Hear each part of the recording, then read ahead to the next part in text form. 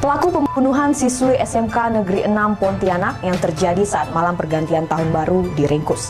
Pelaku merupakan mantan kekasih korban, dibekuk di wilayah Simpang Ampartayan, Kabupaten Sanggau.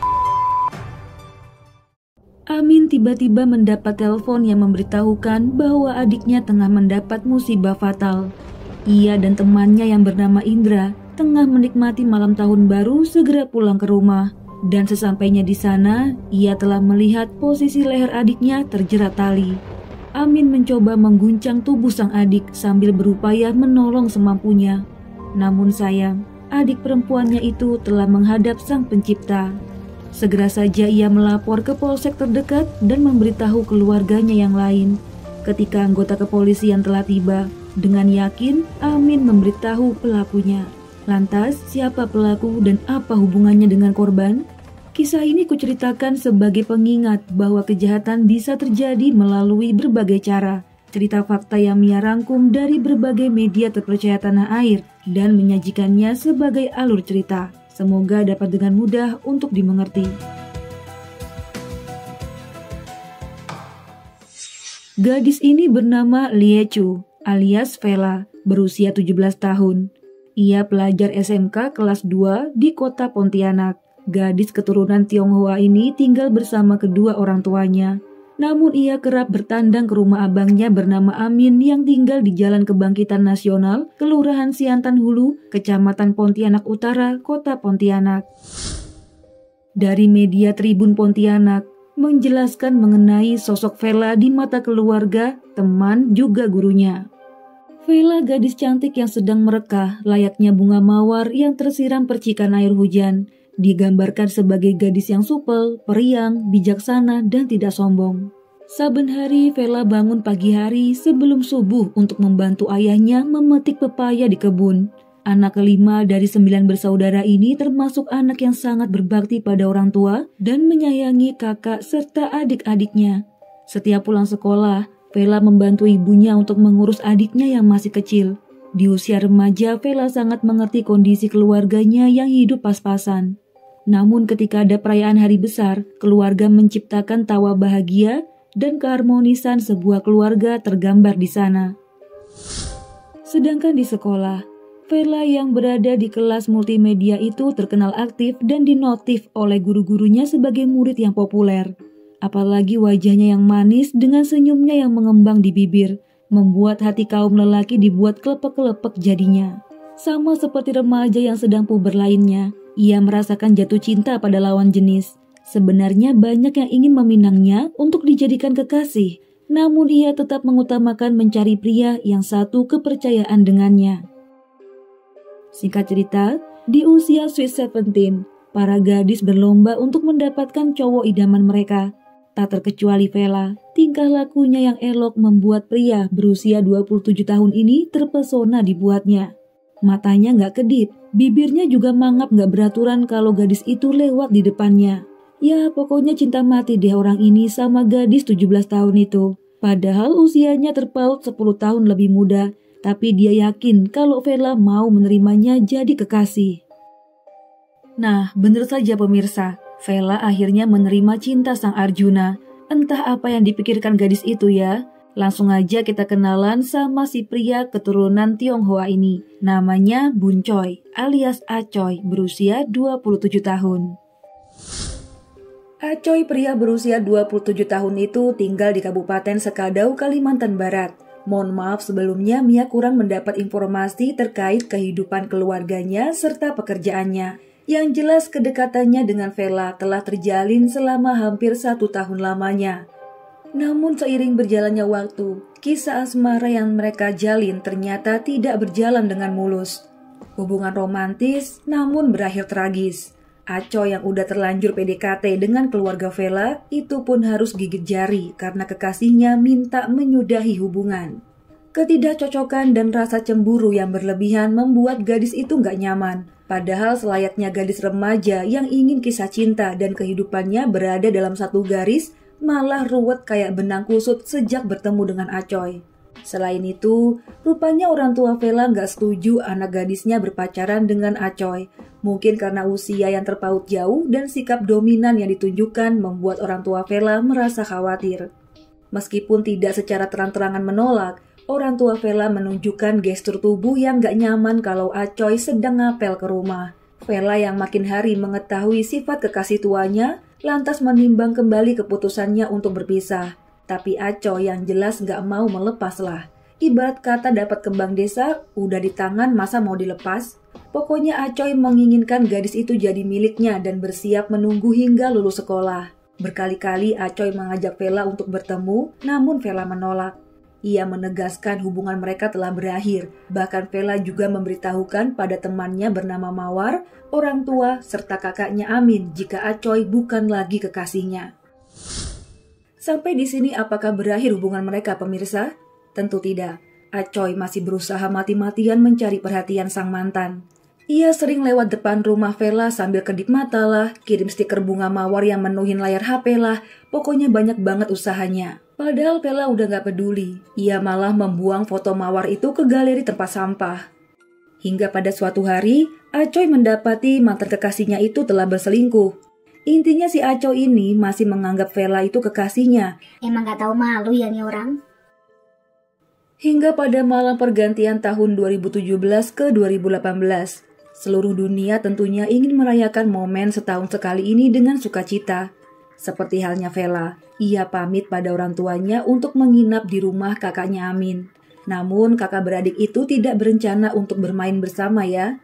Saat itu Amin bersama rekannya Indra, sedangkan Vela bersama rekannya bernama Alif dan adiknya. Yang pasti ada teman-teman mereka yang lain.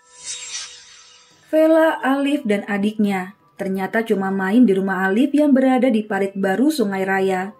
Hari itu Minggu tanggal 31 Desember, tepatnya pukul 6 sore ketika mereka sedang asik gibah di teras rumah. Mereka juga lagi ngadain acara bakar-bakaran nih, seru banget pokoknya. Hingga tiba-tiba pada pukul 8:30 malam, Vela mendapat telepon entah dari siapa. Setelah menjawab telepon itu, Vela minta izin untuk pulang dengan alasan gak berani pulang larut malam. Kemudian adik Alif lah yang mengantar gadis itu sampai ke rumah Amin sang kakak. Sebelum itu Alif menawarkan buah durian yang baru saja ia petik di kebun tadi siang pada Vela. Namun Vela menolaknya dan berkata akan membeli sendiri di tempat lain. Singkat cerita, Alif yang melihat adiknya telah kembali bertanya apakah telah mengantar Vela sesuai tujuan yaitu rumah abangnya, dan dijawab iya. Selain itu, Alif juga mengirim chat kepada Vela, apakah ia sudah sampai rumah dengan selamat?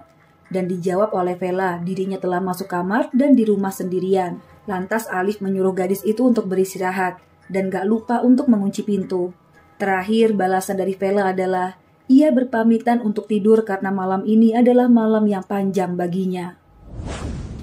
Ketika waktu menunjukkan pukul 1 dini hari, rupanya ada sosok pria yang sedari tadi mengintai rumah Vela dari kejauhan. Sosok itu adalah Acoy. Entah gimana caranya ia bisa masuk ke dalam rumah saat pintu terkunci dari dalam. Ia mengendap masuk mencari kamar yang ditempati oleh Vela dan menemukan gadis itu sedang tertidur pulas. Sampai nggak menyadari ada setan di sampingnya. Dalam kamar 3x3 meter itu, Acoy yang lagi cemburu dan sakit hati langsung menjerat leher korban dengan tali tas hitam miliknya. Tanpa ampun, Vela dicekik beberapa menit dengan sekuat tenaga, hingga akhirnya gadis itu meregang nyawa tanpa bisa melakukan perlawanan. Setelah yakin kekasihnya kehilangan nyawa, ia yang telah membawa seutas tali, rupanya hendak mendiskon nyawanya sendiri di sana, tepat di samping jasad korban. Namun sayang talinya malah putus, gagal deh niatnya menyusul korban. Karena bingung mau ngapain, dia keluar rumah dan hendak kembali ke Sekadau. Dengan mengendarai sepeda motor Yamaha Vega ZR warna hitam miliknya, ia masih muter-muter dengan pikiran yang berkecamuk.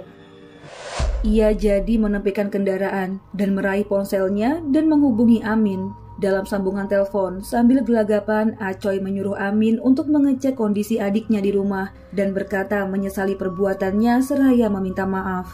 Di seberang telepon, Amin yang merasa ini bukan lelucon segera menuju rumahnya bersama Indra. Saat itu ia melihat pintu rumah terkunci dari dalam. Karena gak ada waktu untuk berpikir lagi, mereka mendobrak pintu dan langsung menuju kamar sang adik. Begitulah ia histeris melihat sang adik yang telah meregang nyawa dengan tali yang masih ada di lehernya.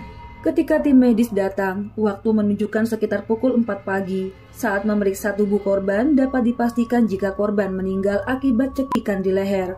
Waktu perkiraan pembunuhan terjadi antara pukul 00 hingga 1 dini hari. Melihat jasadnya masih terasa hangat dan belum mengalami kaku mayat. Korban diperkirakan diserang saat tengah tertidur pulas dan dalam keadaan menstruasi. Karena tidak ditemukan adanya tanda-tanda perlawanan, ini berarti saat tali tas itu menjerat lehernya, Vela masih di bawah alam sadarnya. Mari kita doakan sejenak untuk korban ya. Setelah mengetahui kejadian ini, tim gabungan Satreskrim Polres Pontianak segera memeriksa saksi dan langsung mengejar terduga pelaku yang tak lain adalah Acoy menurut keterangan dari Amin, sang kakak korban. Ketika hari sudah terang, tepatnya pukul 5:50 pagi, Acoy berhasil ditangkap di Jalan Raya Sanggau, Batang Tarang, Kabupaten Sanggau saat hendak melarikan diri. Anggota yang berusaha menangkapnya malah dipermainkan oleh pria hajingan itu. Terpaksa deh motor pelaku ditabrak dari belakang oleh anggota. Nah, pelaku yang sempat terjatuh bukannya menyerah, ia malah coba kabur. Padahal tadi dia udah niat diskon nyawa ya, kenapa jadi takut ditangkap? Karena nggak ingin buruannya lepas, petugas pun terpaksa mendor kakinya. Nah teman-teman, pelaku yang meringis kesakitan dibawa ke rumah sakit Anton Sujarwo untuk diobati. Baru dibawa ke jeruji besi yang dingin dan mendekam di sana dalam waktu yang dipastikan sangat lama. Dalam persidangan, pelaku berucap menyesali perbuatannya. Ia merasa sangat cemburu dan sakit hati, juga gelap mata. Namun ia mengaku tidak ada rencana untuk membunuh kekasihnya. Dalam keterangannya, ia bercerita sebelum kejadian ia memohon pada korban untuk mau menerima cintanya lagi. Tapi korban tetap saja menolak, seperti saat detik-detik sebelum kejadian. Ternyata pelaku ini memang disuruh datang ke rumah Amin, kakak korban. Keduanya janjian lewat telepon yang diperkirakan pada jam 8:30 saat korban berpamitan pada Alif untuk pulang ke rumah. Nah, keduanya sempat ribut berdua di rumah Amin. Karena nggak menemukan titik temu, korban mengusir pelaku dan mengunci pintu dari dalam. Karena merasa dunia udah nggak berpihak lagi padanya, pelaku nekat menjebol rumah dan seperti yang Mia jelaskan di awal, dengan menggunakan tali tas miliknya, ia menghabisi nyawa Vela tepat saat kembang api menghiasi langit tahun baru. Dengan terbongkarnya kasus ini, pelaku akan dijerat pasal 338 yang mana maksimal hukumannya cuma 15 tahun. Begitulah kisah Vela, gadis SMK kelas 2 yang lagi menikmati indahnya masa remaja malah habis di tangan mantan kekasihnya yang gagal move on. Kisah ini mengajarkan kita bahwa takdir hidup manusia memang tidak bisa diprediksi. Untuk itu, teruslah beramal baik, berbuat baik, dan berperilaku baik. Nah, 2 hari lagi kita memasuki tahun baru 2025. Selamat menikmati libur akhir tahun dan semoga tahun baru nanti kebahagiaan menyertai kalian. Dan jangan lupa untuk terus waspada ya. Kalau gitu Mia undur diri dulu. Mohon maaf banget jika ada salah-salah kata dalam pembuatan video. Sampai jumpa di video selanjutnya. Bye.